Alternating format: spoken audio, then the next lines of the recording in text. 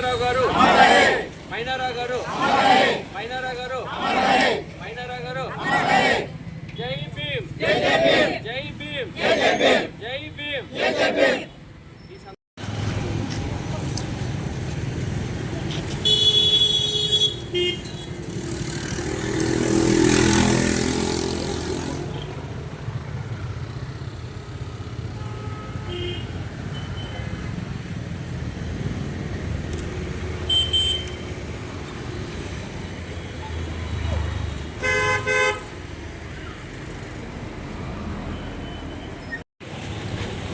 ఈరోజు మన ప్రీతమ దళిత అయినటువంటి మైనారావు గారు మరి 84 సంవత్సరాల్లో మన శాశ్వతాన్ని విధించుకుని మరి దేవుని సన్నిధికి ఆయన వెళ్ళినట్టుగా మనం అందరూ భావిస్తున్నాం. భగవంతుడు వారి యొక్క విశ్వసినటువంటి కుటుంబ సభ్యులకు అందరికీ కూడా ఆదరణ మోదాన్ని కలగాలని మనందరం కూడా ఆయన గురించి మౌనం వహించాం. కానీ ఆ రోజుల్లో మైనారావు గారు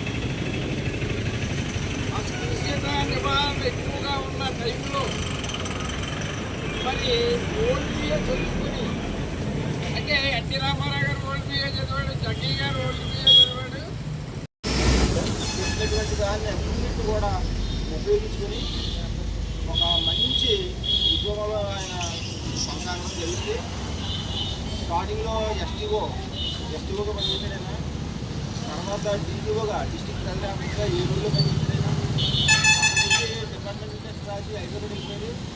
హైదరాబాద్ సెక్రటేరియట్లో సెక్రటరీ ఫైనాన్స్ డిపార్ట్మెంట్, ఆంధ్రప్రదేశ్ మొత్తం ఫైనాన్స్లో అడిషనల్గా సెక్రటరీ చేయడం సామాన్యంగా ఆయన రిటైర్మెంట్ 1 సంవత్సరంగా అది ఉంటే ప్రిన్సిపల్ సెక్రటరీ అయిపోయింది.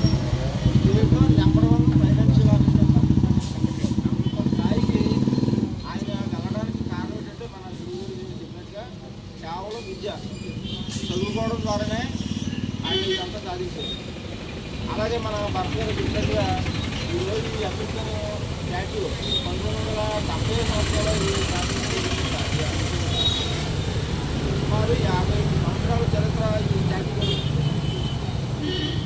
అప్పటి నుంచి ఇప్పటి వరకు కూడా ఈ స్టాచ్యూకి సంబంధించి అంబేద్కర్ జయంతికి ఈ గోకారం మండలంలో గ్రామంలో ఈ చేయనేది ఒకే ఒక వ్యక్తిగా భాగీదారులైనా ఆయన భరత్ గారు. నిజంగా మా కుటుంబంలో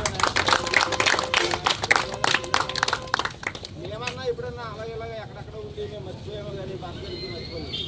ప్రతి సంవత్సరం ఎవరున్నా లేకపోయినా ఇక్కడ ఉన్నటువంటి స్థానికంగా ఉన్నటువంటి మన కుర్రలందరూ కూడా తీసుకెళ్ళి మన ఫ్యామిలీ మెంబర్స్ అందరూ తీసుకెళ్ళి ఎన్ని వచ్చినా ఎన్ని ఆయన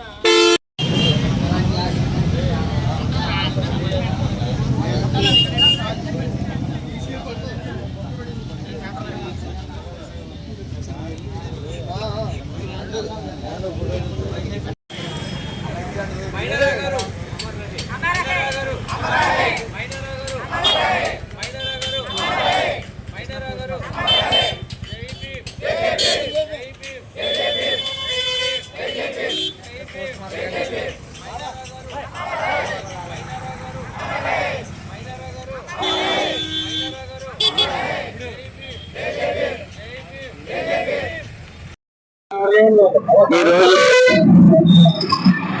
దళితులకి చాలా విషాదకరమైనటువంటి రోజు. కారణం ఏంటంటే తూర్పుగోదావరి జిల్లా గోకవరం మండలం గోకవరం గ్రామం అంబేద్కర్ పేటకు సంబంధించినటువంటి మా దళిత నాయకులైనటువంటి స్వర్గీయ శ్రీ బంటివెల్లి మైనారావు గారు మరి ఈ రోజు హైదరాబాద్ లో మరి ఆయన స్వర్గస్థులైనారు.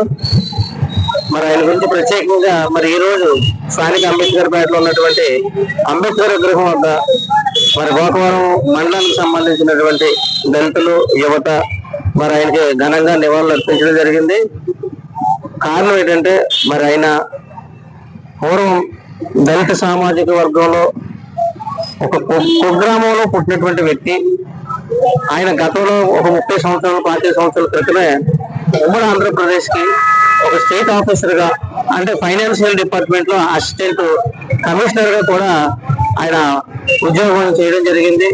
దళిత సామాజిక వర్గానికి హ్యూమన్ రైట్స్ లో కూడా చేయడం జరిగింది.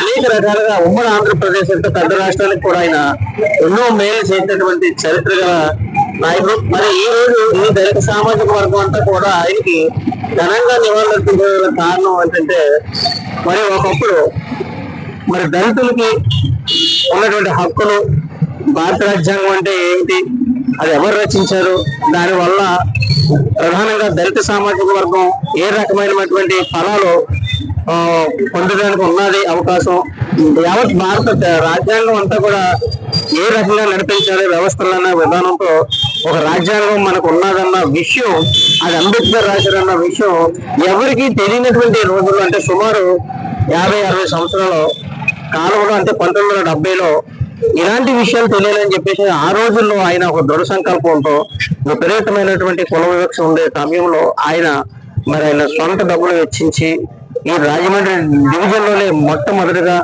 మరి గోకవరంలో అంబేద్కర్ పేటలో ఆయన మరి డాక్టర్ బిఆర్ అంబేద్కర్ విగ్రహాన్ని ఏర్పాటు చేయడం జరిగింది. తరువాతే ఇక్కడ ఈ ప్రాంతంలో అంబేద్కర్ విగ్రహాలు పెట్టడం జరిగింది.